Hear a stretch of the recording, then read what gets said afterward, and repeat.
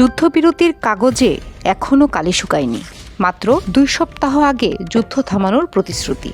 এরই মধ্যে আবারও হুমকি আর পাল্টা হুমকিতে উত্তপ্ত ইরান যুক্তরাষ্ট্র সম্পর্ক। The resurrection of our Lord and Savior Jesus Christ. তেহরানের স্পষ্ট বার্তা, সমঝোতা স্মারকের একটি ধারাও ভাঙলে সঙ্গে সঙ্গেই জবাব দেওয়া হবে। এমন অবস্থায় প্রশ্ন উঠছে, কূটনীতির পথ কি বন্ধ হয়ে আবারও সংঘাতের দিকে এগুচ্ছে দুই দেশ? দুই পক্ষের বক্তব্যে নেই কোনো নমনীয়তা, বরং প্রতিদিনই বাড়ছে উত্তেজনার পারদ। মঙ্গলবার সাপ্তাহিক সংবাদ ব্রিফিংয়ে যুক্তরাষ্ট্রকে সরাসরি সতর্ক করে দিয়েছেন ইরানের পররাষ্ট্র মন্ত্রণালয়ের মুখপাত্র ইসমাইলি বাঘেই। সমঝোতা স্মারকের কোনো ধারা লঙ্ঘন করা হলে ইরান নিশ্চুপ থাকবে না, বরং দ্রুত এবং কঠোর জবাব দেওয়ার হুঁশিয়ারি দেন তিনি।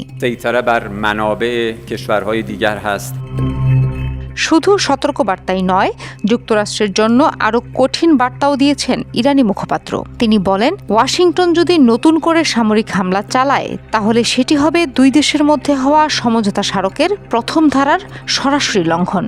আর এমন ঘটনা বারবার ঘটলে যুক্তরাষ্ট্রকে মূল্য দিতে হবে। তেহরানের দাবি, তারা যুদ্ধ চায় না, তবে নিজেদের নিরাপত্তা ও সার্বভৌমত্বের প্রশ্নে কোনো ছাড় নয়। এদিকে কাতারের রাজধানী দোহায় একই সময়ে অবস্থান করছেন ইরান ও যুক্তরাষ্ট্রের প্রতিনিধিরা। তবে তেহরান স্পষ্ট করে জানিয়েছে, সেখানে দুই দেশের মধ্যে কোনো আনুষ্ঠানিক বৈঠক হচ্ছে না। ইরানের দাবি, কাতারের কর্মকর্তাদের সঙ্গে তাদের আলোচনার মূল বিষয় জব্দ করে রাখা ইরানি অর্থ ছাড়ের প্রক্রিয়া। অর্থাৎ একই শহরে দুই দেশের প্রতিনিধিরা থাকলেও কূটনৈতিক অচলাবস্থা এখনও কাটেনি।